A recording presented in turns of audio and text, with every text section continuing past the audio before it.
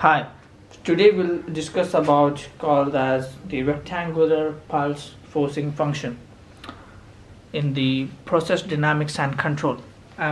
What we are gonna do is, if suppose the rectangular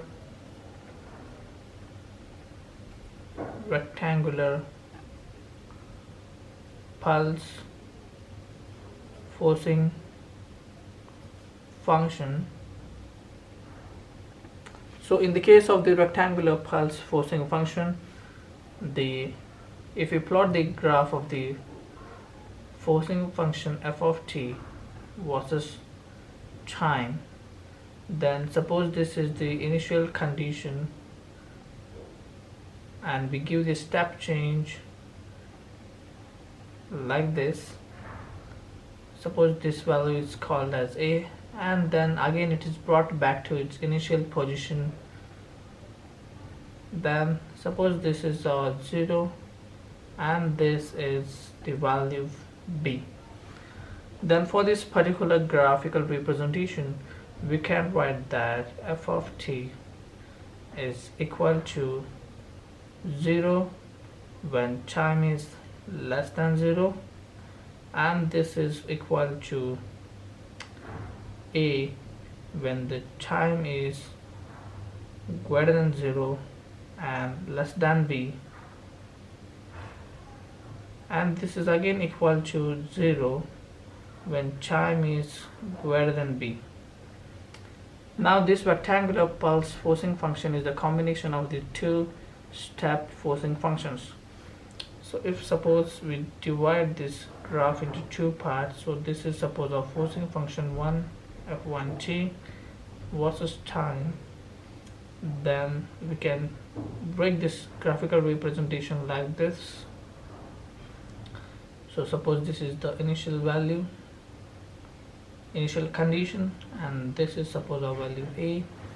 Then for this graph we can write as f1t is equal to 0 when time is less than 0, and it is equal to a when the time is greater than 0.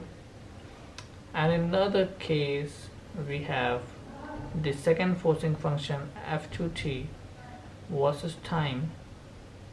So in this case we have this response.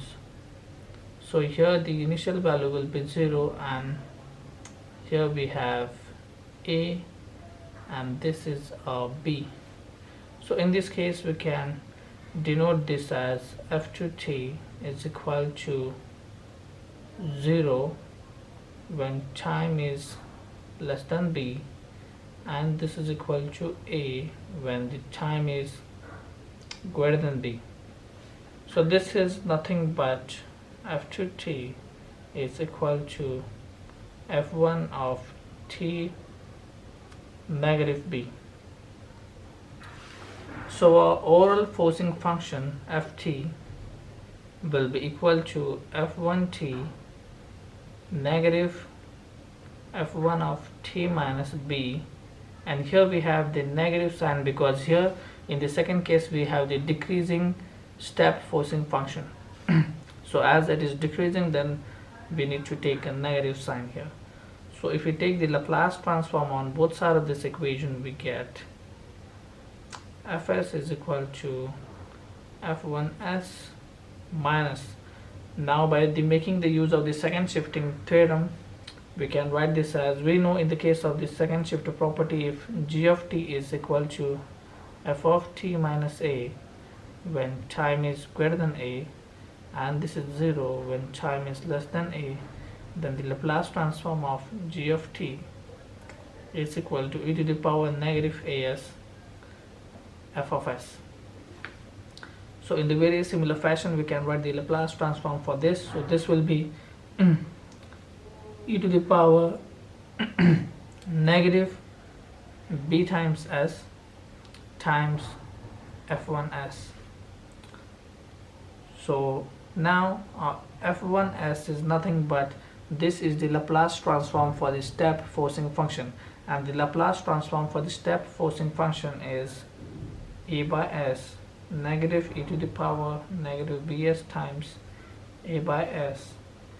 So this will be equal to a by s. If we take common, it will be e to the 1 minus e to the power negative bs, and this is fs.